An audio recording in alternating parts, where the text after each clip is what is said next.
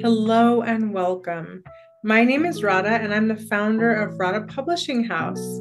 We curate multidimensional books that awaken the heart, invigorate the soul, and create meaning in people's lives. We specialize in collaborative book series. And today we're going to be talking about infinite cosmic records, doorways to healing and remembering. And we have a very special guest, Miss Danielle Schreck. Hello, Danielle. Hello, Radha. Thank you so much for having me. It's always a pleasure to connect with you. You as well. We're really happy that you're going to be a part of this incredible book and share your experience of the Infinite Cosmic Records. Would you mind telling us what that experience is like? It was amazing. For those who may not be familiar with Infinite Cosmic Records, it does remind me slightly of a cross between past life regression, so to speak, and a Akashic reading, but it's very different. So, and I'll explain to you why as we go on. But it was a very unique experience. Wow. And so you went through the doorways because each person goes through this whole process and then they choose a doorway. How did you choose your first doorway? Through intention. So Maya's really good at guiding you through the process. And when you first relax into that space, you kind of get dropped into a state of awareness where you've set that intention and you're going into these doorways for something specific. In my case, I just generally stated that I wanted to know what was needed for me at this point in my growth and evolution for me to move forward in life. What is it I need to know? So setting that intention kind of was very broad, but it made a lot of sense as I walked through each door, and I went through a total of 2 doors. Wow, what was your first doorway like? What color was it? How did you So yeah, so it's kind of interesting because as she had pulled me into leading to the door, there was a visualization, and I saw myself actually walking deep into earth. And it was almost like, you open the ground and then you walk down the stairs, but I was going down underground. And it was almost like a cave like experience. There was nothing there but these 2 doors. And there was gravel, and they were kind of like edged around the earth, just like an archway. And the one on the right, I'm sorry, the one on the left, I did not want to go through. I could feel it like, oh no, no, no. But the one on the right was like, yeah, let's go to that one. It was the first one safe zone. So they actually both looked the same, the doors. They just made of the actual dirt of the earth. And so I pushed it open, and as I walked through, it was this beautiful land. It was like a perfect sunny day. You walk through like a garden of like beautiful like wildflowers growing and the sun shining. It was just very tranquil. It was beautiful. And so I'm walking around and she's guiding me through the process. And I was actually by myself in that scene, and there was nobody around. It was just me. And it was almost like I was in a secret garden. It was this beautiful, elaborate, tranquil garden. And what I realized was it wasn't of this era. It was almost like the Victorian era feel. And because there was nobody around, she asked me to take a look at myself. And as I couldn't see myself, so I did see in the center of where this garden was like a really nice entryway that led to a pond, or like a built-in fountain with some water, fish and stuff like that. But it was very like the earth was growing around everything, so it was very mystical looking. It was really neat looking. So I looked into the water and I saw a little girl, and I could see myself as like a younger child of maybe like anywhere from 6 to 9 years old. And she asked, well, what does she have to say? What's the message? And the overall feeling that I had in that experience was to just play, be joyful, and have fun. And, the little girl said, just play. I just want to play. And she's like, okay. So she led me, Maya walked me through the process of, walking myself through that journey. And it was very quick, actually. There wasn't really, quote unquote, like a hard lesson there. It was mostly like comfort and safety and almost like the best of what could be. You know what I mean? So we ended up leaving that door. I didn't want to go, but I was, I had to go to the other door. So as I left that door, I instantly knew I did not want to go to the one to the left. I could feel the overwhelming feeling. And same thing, I pushed the door open, and all of a sudden everything was dark and gloomy. Same thing, nobody was around. And this time I was standing in the middle of what was like a scene in a medieval movie, where all the commoners are there and they're buying their stuff, but nobody was there. It was just me. And in that case, it was weird because I was in this like area and I couldn't go very far. It was almost like I couldn't even walk forward. And so she really had to dig a lot to figure out what was going on, because I was so stuck in my head, and it was very paralyzing. And I just stood there, and in that particular visualization, I was able to see myself as a man. I was tall, good looking, longer hair, wearing like not like armor per se, but I was wearing like heavier clothing, and we were trying to identify why I was there. And it was almost like I was in a state of like hypnosis. And what we realized is that a fragment of my soul had been paralyzed in time due to fear. And it was during an era of plague and, darkness and a really strong heaviness that had been taking hold of that part of town. And I realized that I needed to move forward and, step out of this place of fear. And it took a while to build up that courage. But once I did, it was like, boom, I took off. And I ran to the forest, and I ran as far as I can go. And I felt like I ran for a really, really long time. And as I was running, it was like I was burning off all that energy, because it was like so intense. And I ran to the forest, and deep into the forest was this beautiful home that kind of gave you like almost like an ethereal witchy vibe, and like and so I could see it on the side, and there's like a little creek that goes over a creek, and a little like bridge, and it looks so picturesque. They're so pretty. And there's like steam coming out of from the fireplace type of thing. And I walk in, and there's a woman there. She actually looks like me, like how I am now, blonde hair, short.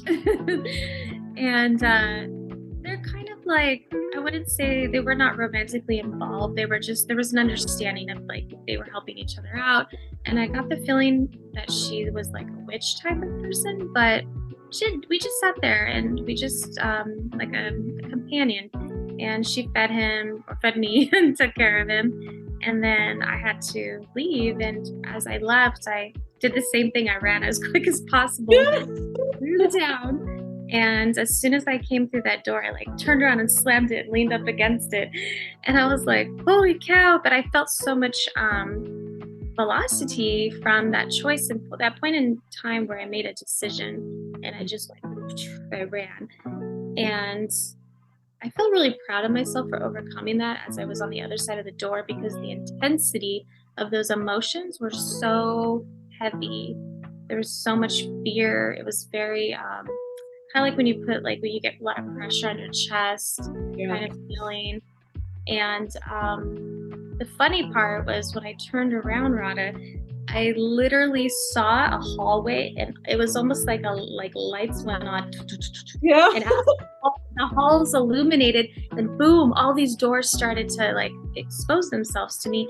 And I was like, oh my God, there's more doors, because my mind was so focused on that intention of why I was there that all I literally saw were the two doors. But it was until I came through on the other side and I saw it, I realized I have a whole hallway of doors. And one door in particular stood out to me the most that I would love to go through. And it was like shining white out of the door, like, oh. So that one I would love to go through. I want to know what that is. And Oh, yeah, I was being guided to, walk up the stairs, and then I left. So it was very polar opposite of one another. The best scenario, the absolute worst scenario. So this is interesting. it is interesting. It's interesting how you describe being frozen in time, because I've had that experience too, where I was like frozen in time from trauma. Yeah. And so I had to actually go back into those really dark places and retrieve my soul fragment, and it's like and transmute that energy and bring light to that aspect of myself from that time. And so I know the feeling, but it's jarring because you do have to face really dark emotions. It takes tremendous courage, because it's almost as if you're back there again, the place wherever you didn't want to be, whatever was happening that you didn't want to be a part of. But our souls actually get fragmented when we experience certain trauma. And so a lot of us leave parts of our soul in different places, time periods, people.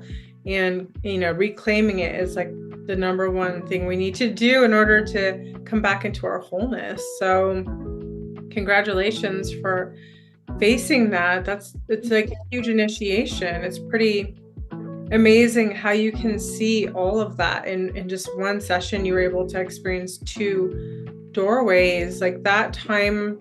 The Renaissance, I guess it's before the Renaissance, probably, because the Renaissance probably came after. During the darkest of the dark was before the Renaissance. So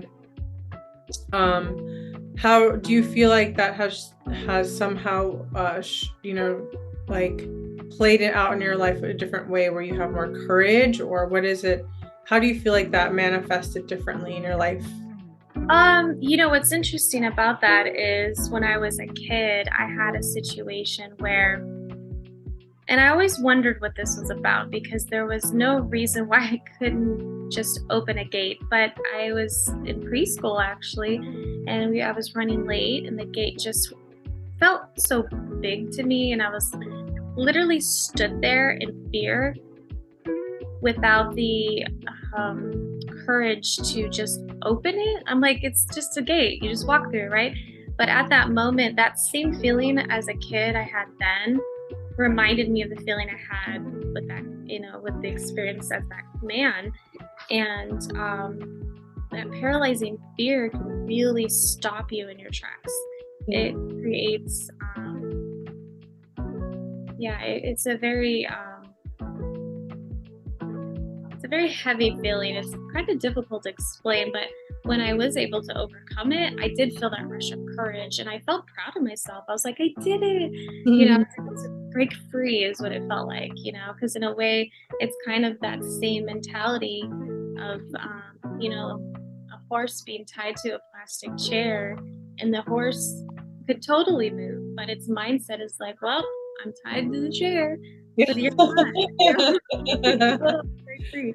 I could absolutely open the gate. I could have just, walked calmly around, whatever. But, these traumas really hit you hard sometimes, where it's like you almost get like so. It's a interesting feeling, And I do notice that because I'm so sensitive, that sometimes things shock me into that space where I have a hard time like moving out of it, because it's like so intense. And I feel I'm getting better at that.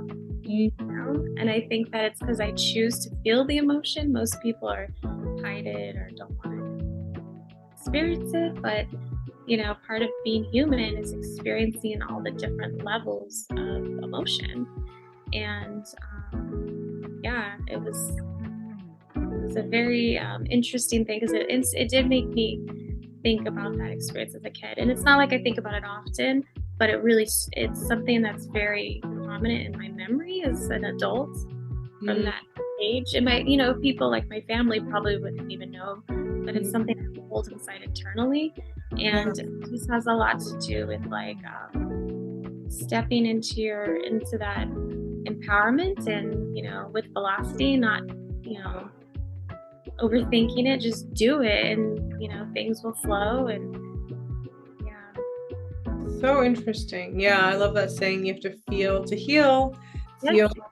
the only way out, is through. So we have to sometimes go back and revisit these timelines or lifetimes where we've had been stuck and retrieve that. It's like we are our own superhero. With the Infinite Cosmic Records, you get to go in and pull parts yourself out, and be like, this is, and integrate it back into ourselves, Mhm. That's what I love about it. And how would you describe the Infinite Cosmic Records to somebody that's never experienced it? Maybe they've never experienced healing at all. Maybe they've experienced a lot of healing. How would you describe it? Yeah. It's very relaxing. You just, you're laying down and she does walk you through a process. Maya's very intuitive on how she gets you to, kind of like drop into that space where you can allow the subconscious to be more on the forefront. It does, again, remind me a little bit of a cross between the past life regression hypnosis. It's not, but it's similar in the sense that you do see, well, in my case, I was able to see, I have a vision, so to speak. And what I mean by that is that if you are imaginative and can visualize, that's kind of what it was like for me. And the less I overthought and just allowed it to kind of come forward, it was stronger, especially towards the end. And I feel like it can also be, if you're familiar with the Akashic records in a sense, even though it's completely different, it's a way to access your consciousness. So that's the way I would describe it. But it's very relaxing and something that you want to allow your subconscious mind to just kind of step forward and and that's difficult to explain. It's like, what does that mean? It's, for me, I feel like it's also too, like, if you're familiar with meditating, you might also be able to do that, like quickly drop into that space and allow it to come forward. I noticed that too. Like, yeah, I just noticed how everything kept coming forward in front of me. All I had to do was be present, and then it would be like the next thing and the next thing. It's kind of wild how you don't really have to, you don't have to overthink it. It just shows up. I think what you have to do is just not try to let your thoughts interrupt while you're in the flow, because sometimes the thoughts could be critical. Right. I've opened a doorway where there was nothing but the clouds, and I was, I could overthink that, but and then it was like, just jump, and I did. But if I overthought it, I wouldn't have had the experience. So there is a bit of surrender and trusting that your subconscious really wants to give you what you need. Like, it really wants you to heal. It wants you to get everything you need from that experience. That's why I think it's pretty cool that the hallway lit up. Like, that's cool, but it just goes to show that your subconscious made the decision. It's time to look. First, we'll start off with a really nice one. Then we'll go to the one that's, frozen. But we're going to get somewhere today. We're going to move some energy. And so your subconscious is very intelligent. It knows everything that's going on beyond what we can recognize. So I just think that's cool that the doorway is like lit up afterwards. It looked different than what was behind me, because what in front of me, again, everything was built out of the earth. It almost reminds me of the Hobbit homes, you know what I mean? But it was like a ground, and you just pushed it open. But when I turned around, it was like a legit hallway, like in a normal, in a home. And it was like, dude, the lights went, dude, dude, dude, dude, dude, dude, dude. It was turning on at different times. When you walk by and the automatic lights come on. And it was so dramatic because it was so many doors compared to what I saw prior. And so what I realized at that time, what I really needed to overcome and push through was the duality of choices in life. So like comfort zone and, maybe not a lot of growth, but you're happy and content. And then there's the I'm gonna go extreme, and sometimes when you go to that point, you have experiences that will challenge you, and so the lesson of overcoming fear and velocity, and then there was my comfort on the other side. So it was exactly what I needed at this point in my life to be able to move forward, because I'm growing as a person and taking new challenges and risks and learning, and overthinking and being stuck in our head doesn't do anyone service. And that's a big thing that I've worked on for quite a while. And that tied into this particular session and was very helpful, to be honest with you. Yeah. Amazing that you saw. I can almost see it when you explained it. It's like, wow, you're right there. It kind of drops you in right there into different time and place, and it's kind of fun. I think it's kind of fun to discover who you are. Who are you? I was this strong of a person, or I didn't know I was ever this, yeah, it's pretty interesting. So what was your overall feeling throughout the whole process of working with Maya the shaman? Like, what stood out the most for you? I think what stood out the most for me was how serious of a healing this was, because again, going into those darker aspects of myself and then retrieving a fragment, because I didn't understand at the time while it was happening, I totally understand it now. But while it was happening in real time, Maya was doing such a great job at guiding me to help me take those steps, because it was a bit of a process. It was very challenging, and it scared the crap out of me, to be honest with you. But not in a way that I couldn't handle it. It was just like, whoa, this is different, And it just was such a relief to overcome it.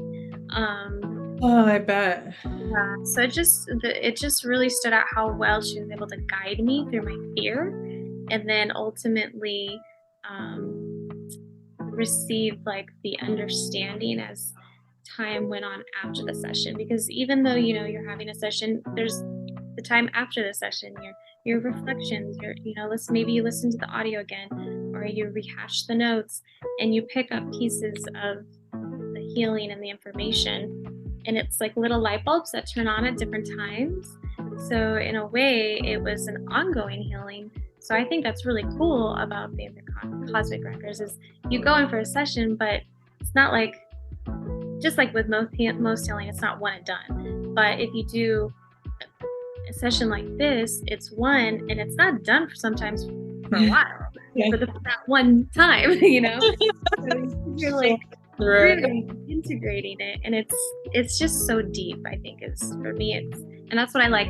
People who are into this type of work, they love depth. They love the deepness and richness of it, because that's what our soul wants, right? We're very deep. It's an adventure. It's really cool, like what you said earlier about it's kind of like the Akashic records in a way, but the Akashic records are it's like a library full of books, and you have your book, and it's really fun to read that. But it's quite different because this is like a very interactive experience. I know they're doing a lot of these virtual games now, where you put on the virtual glasses, and then you're going in there, and this is kind of like that, except it's the cosmic records, like the hall of records, but they're doors. Each doorway is like part of your past, present, future, or parallel lifetime. Mm-hmm. So there's something you're going to receive on the other side that's part of you.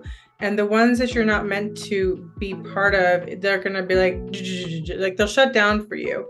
You'll only see the door that's right for you. And even if you have trepidation about going through it, there is something there if it's calling you. Right. So I've had that feeling too, like, what is this door? Like I went through a Moroccan door, It was so beautiful. But when I went inside, it was kind of eerie because, nobody's there and it's this huge temple. And so it's like you're walking through the journey alone in some way, but you're guided. Yes. So there isn't the element of having all these distractions. It's Right. your soul's going in exactly where it needs to go to retrieve the piece of the puzzle that we're all putting together. Good way to put it, because it truly it is in a way like a video game, and it's nothing that your subconscious isn't anything you're not ready for. So like even though I felt all that heaviness and fear, I was ready for it. I asked for it. That was what I was looking to release, and maybe even call back a part of my soul that I didn't even know that I needed to call back. It makes so much sense. Again, that whole scene, even though it's very different, it absolutely reminds me of that moment as a child in preschool. And I feel, and I actually know those two interactions are very connected. So I never knew that that would need healing, and it wasn't a memory I held on to, but it was re-triggered and I remembered.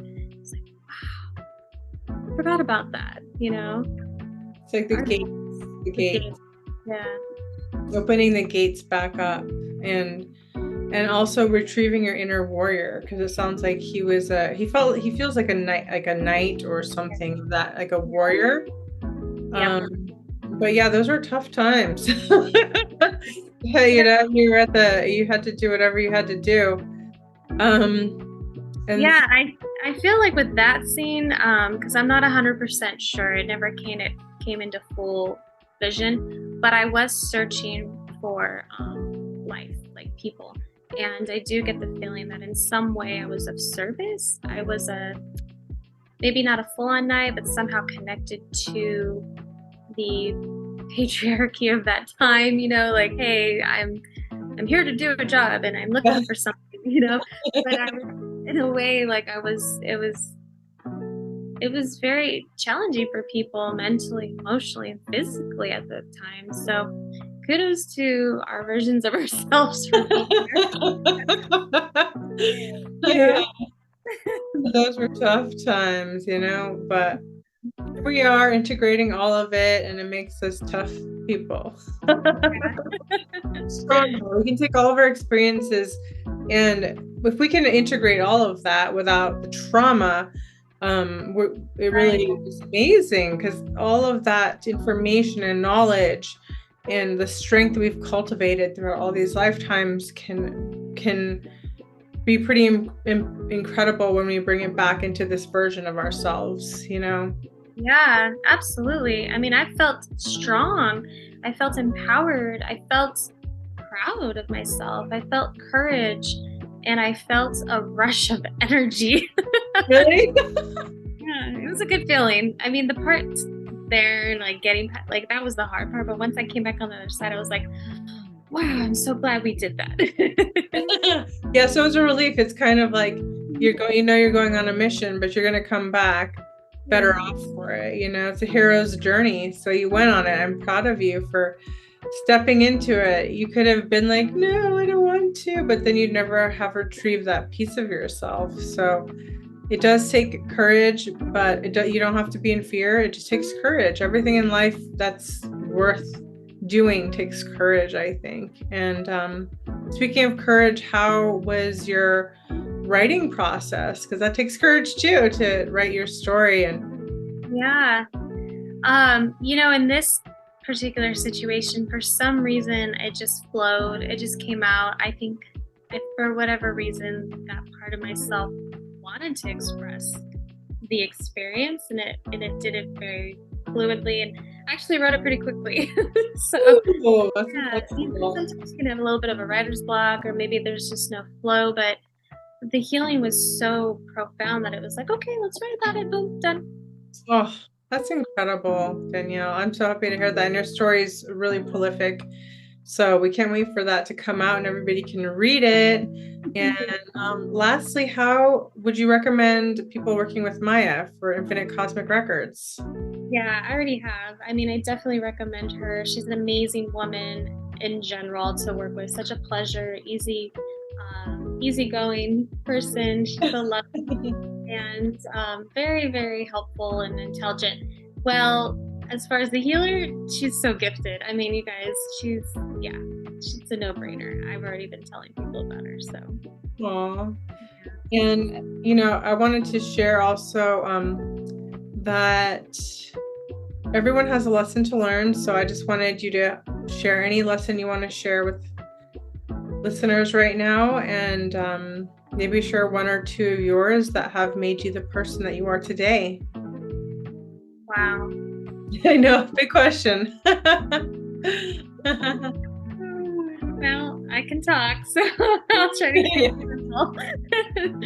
I feel in this particular situation, especially with my personal journey down the two doors, don't get too it's okay to have comfort in life, but don't get too comfortable to where you don't take a little bit of adventure and risk, because not all calculated risk can be good.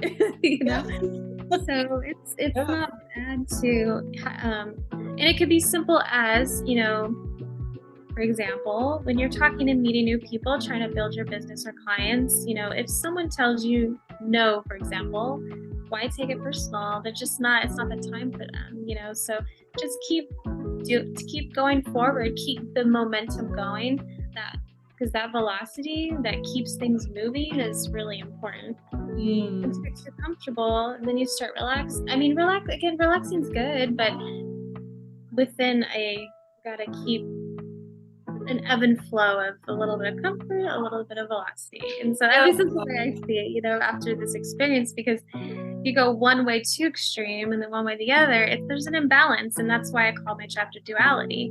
You have to have that balance and awareness of both, That's so cool.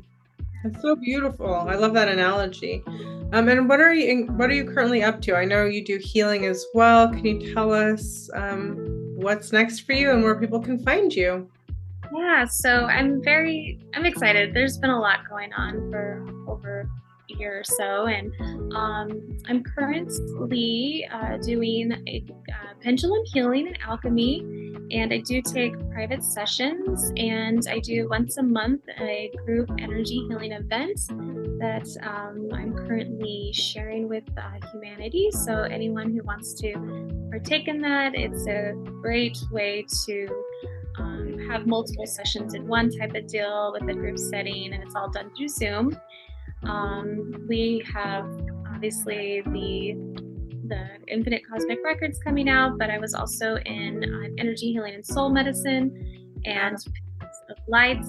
And then our most recent baby we're working on is the Stories of the Goddess, Divine Frequency Keepers. And so I've been working with you, Radha, as an ambassador to assist the beautiful women who are meant to bring forth these key codes. And so I work a lot with women, and anyone who wants to connect, I'm happy to connect in any way and help each other out and grow our community, our tribe, I love that. That's what it's all about, community.